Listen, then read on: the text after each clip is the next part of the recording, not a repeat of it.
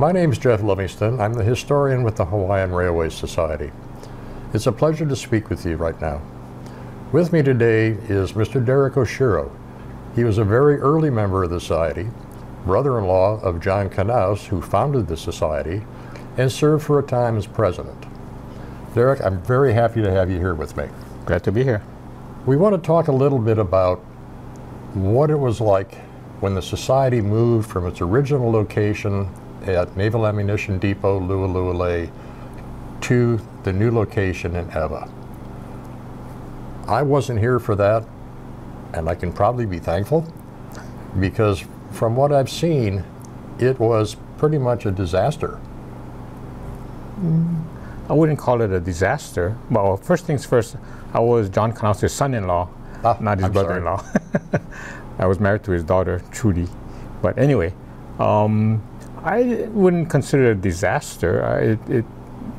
Not everything went as well as it did. The move from ʻŌlelo was really complicated because the timeline of when the right-of-way was being turned over and the Navy's need to get the tracks out of ʻŌlelo.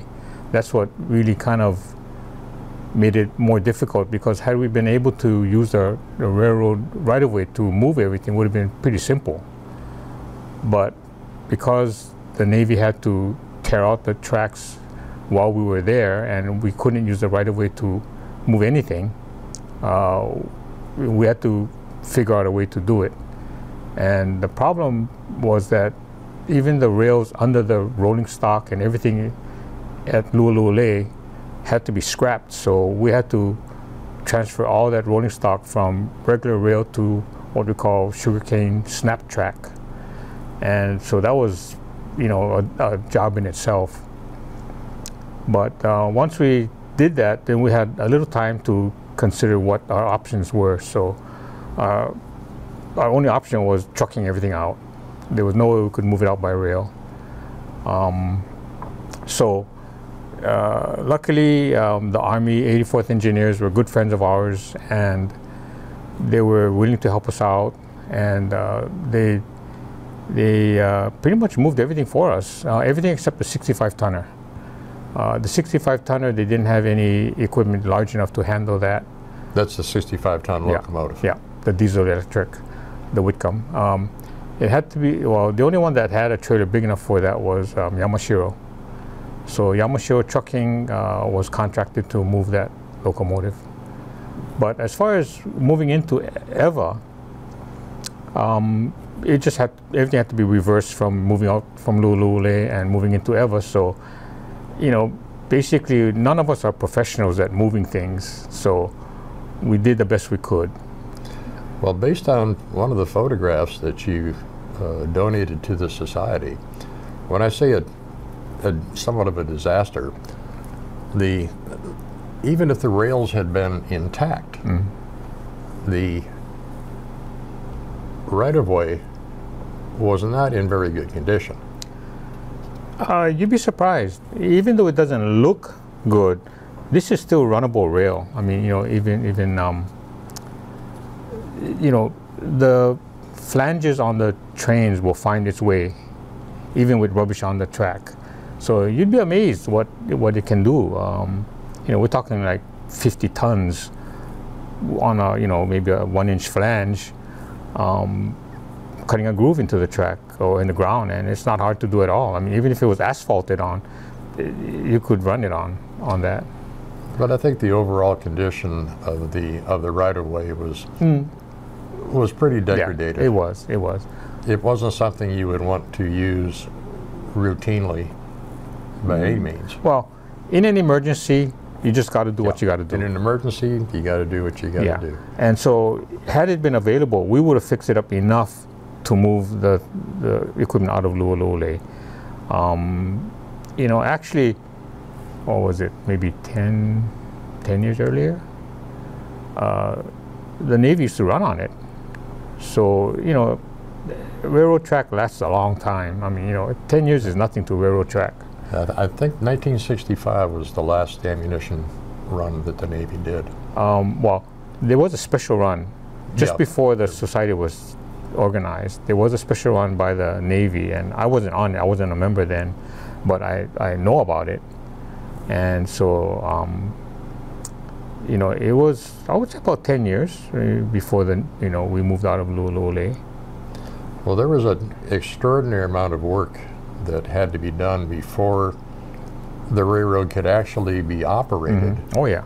And the Railway Society actually run a train and carry passengers. Mm-hmm. I know the yard at Eva, it has changed considerably from this photograph. The Quonset hut's still there. Mm-hmm. Your car is no longer there. No, I don't own it anymore. But the Quonset hut is still there, and the Society has done a significant amount of work in and about the yard, and now in fact owns the property that the yard sits on. Mm-hmm. At the time it was rented from Campbell Estate, I understand. Actually, Oahu Sugar. Oahu Sugar originally. Yeah. Campbell Estate owned the land, but Oahu Sugar had the lease to the land. You know, they were leasing it from Campbell Estate for their plantation, because they took over Eva Plantation once Eva Plantation shut down. So that became part of Oahu Sugar. So we had to deal with Oahu Sugar to get the initial lease. Okay, as work at the yard progressed, you guys actually built the rail yard. Yes, there was nothing there. Actually, it looked a lot worse than those pictures, because it used to be a junkyard, an automotive junkyard, and there was automotive parts all over the place, bumpers sticking out of the ground, axles, I mean, you name it. And inside the Quonset hut were just shelves of parts, automobile parts, generators, starters. So we had to clear all that out. That was a mess. And luckily, like I said, the 84th engineers, they're heavy equipment. They have bulldozers, scrapers, whatever that could clear the land for us. So they did a great job. Well, in this photo that you have, it looks like the land is pretty level. Yeah, yeah. Well, and the ties are going in. Was that leveled by the engineers with a bulldozer? Yep, yep, yep. They had graders, everything. They were really our savior. We need to get them back. Well, that's, you know. And eventually, once the yard was somewhat put together, I understand that all the equipment had to be moved there. Then it had to be relocated within the yard, probably numerous times. Well, actually, we had to do the same thing at Eva as we did at Lu'u'u'ulei, and that is put everything on SnapTrack. And luckily, we had a lot of SnapTrack that could hold whatever equipment we had, because at that time we didn't have the 12 flat cars that we have now that came from Kapalama, but we still had a lot of equipment. Most of the equipment that the Society had at that point was from the Navy Yard. Yes, yes. Okay, and I believe Coach 57 was also moved. It was brought back from the mainland, I believe. Wasn't it moved from Lu'u'u'ulei also? Yeah, it was. Okay, so the move to Eva was prior to the acquisition of the equipment from Bishop Museum. Yes. So there was not. Well, that's still a lot of equipment. Certain things was certain equipment like number 12 was up in Lu'u'u'ulei, but Kawila and Eva number 1 weren't part of it. Another major move. There was a ton of major moves. Well, how long did it take from the time the move to Eva took place until you could actually run a train and take a train ride?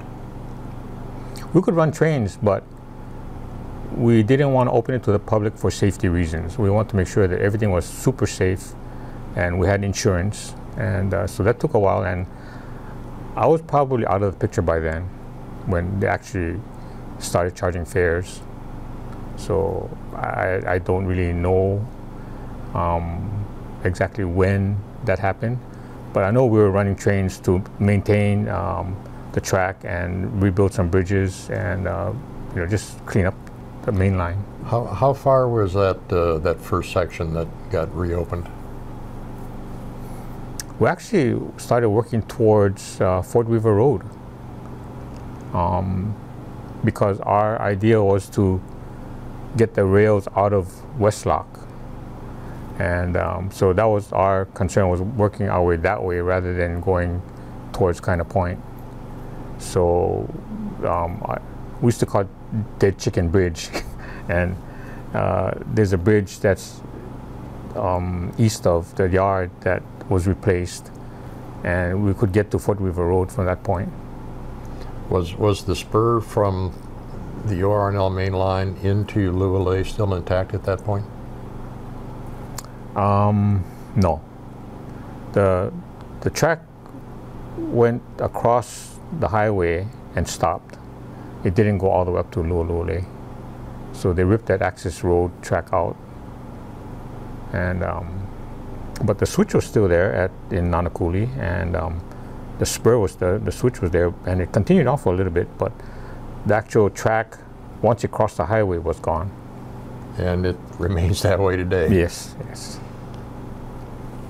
I know this this particular photo was taken by Gail Triber, and it shows the area just past the yard. All cane fields, all dirt, no houses, no nothing. Yeah. And it was at this point, I believe, that the society actually started their first train rides. Probably looks like it was cleaned up enough, yeah. Like I said, I wasn't active at that time, I think. And the right-of-way continued. I'm not sure exactly when it reached Fort Barrett, but this is one of the very early rides with an open ex-Kahului Railroad flat car, which is still in the yard, but that's crossing Fort Barrett, and things haven't changed a bit. We still have to put flagmen out for most of the crossings, stop the traffic, hope our flagmen don't get run over, and proceed the train through it. Well, since your involvement in the very beginning there, the society has managed to rehabilitate, restore a little over 7 miles of railroad track. This includes new rail where needed, new ties, all new spikes, rail joiners, bolts, nuts, everything that it takes to keep the infrastructure of a railroad operating and operating safely. You may know, you may not, that we're going through a revision of the programmatic agreement for the ORNL right-of-way. Okay. And thus far, we are very concerned that the Hawaii Department of Transportation and the Federal Highways Administration does not appear to take our concerns seriously. And we are fearful that we may not be able to run on this right-of-way like we have been. The right-of-way itself is 40 feet wide. It is over 7 miles long because we only have that portion we're operating on.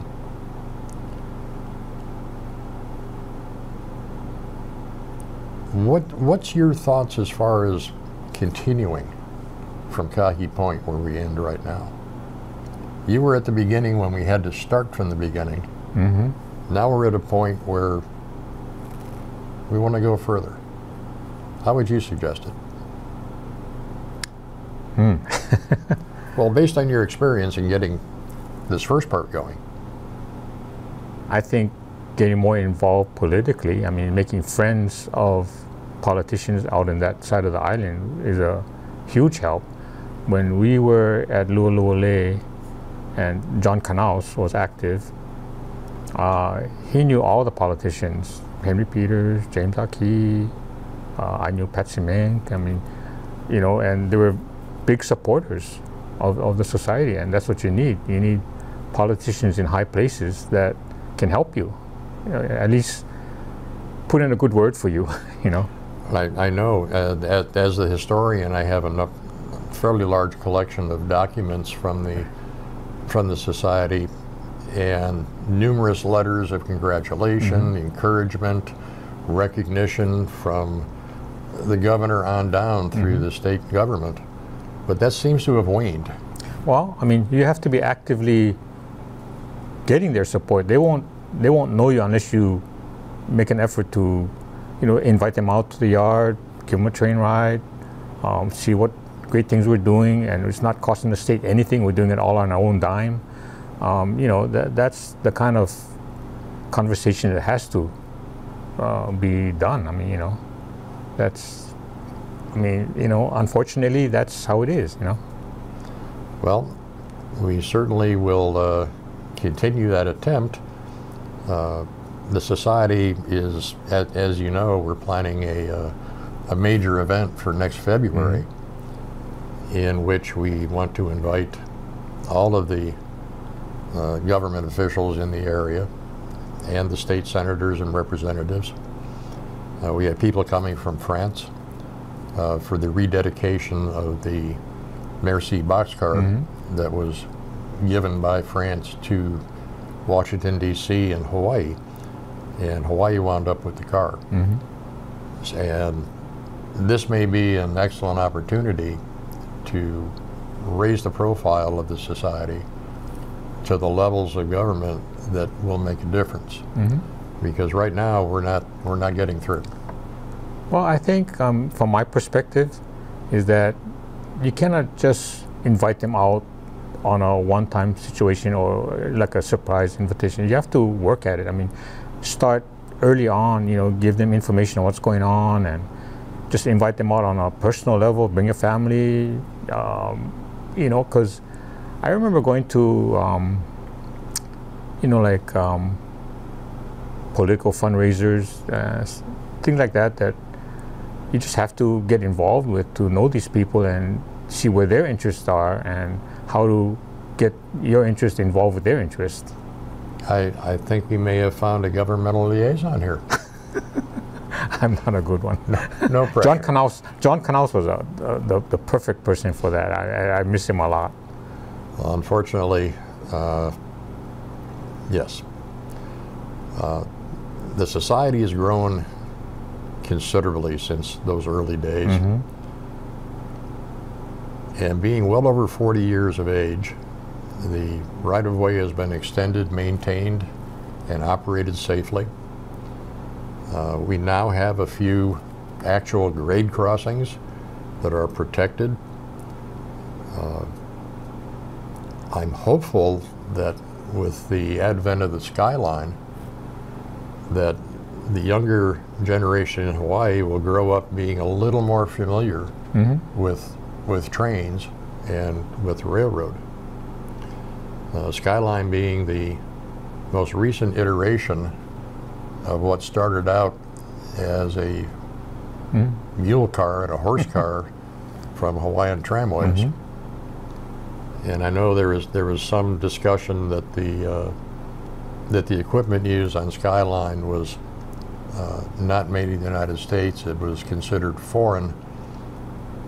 Well, from the very beginning, the Hawaiian tramways, all of their equipment was made in England, and it was an English company that was running in downtown Honolulu. I don't know if you're aware of it or not, but we actually have a pair of original horse car wheels at the yard. Wow. And it's a very unique artifact that we hope to display eventually. Where did you expect to see the Hawaiian Railway Society 20 years after your had not ended, but suspended your association? Well, I mean, I had hoped good things for the society, and I've seen it grow, so that's a very positive thing. And I think, 20 years.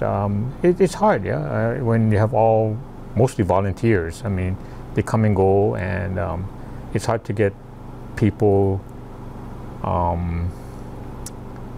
long term that can do, you know, that really knows how to work the system, I guess, you know.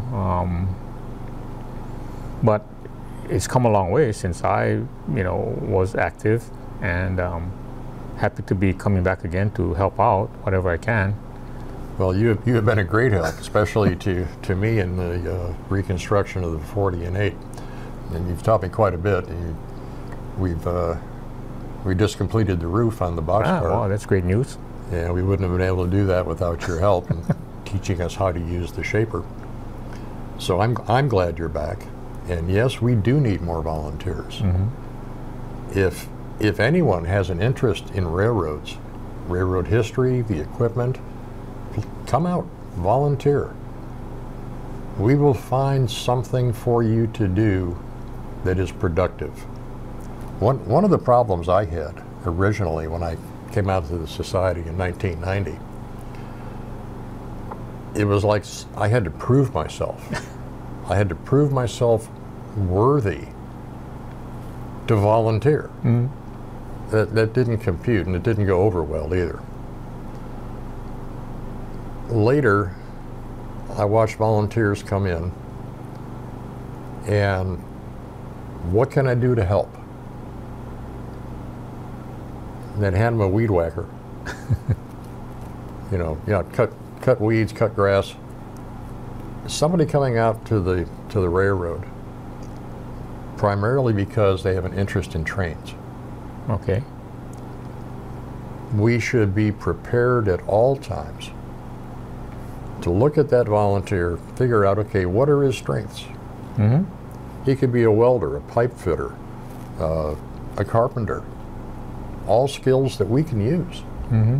So we'll find something that will use that volunteer's talents to the greatest advantage, so he doesn't feel slighted and we receive a greater benefit. So please come out. If there's something you like to do, we'll find it. We need gardeners also. People that enjoy gardening. People, if you like to cut grass, we can use that too. But it's unlikely. Hawaiian Railway Society has sustained itself for over 40 years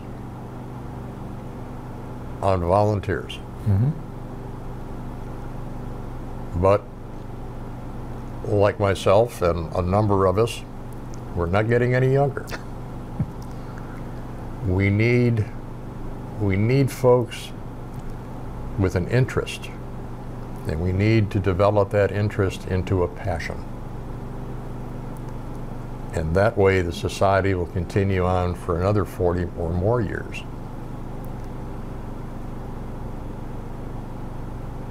Eventually we will get a new station built, which will be followed by a museum.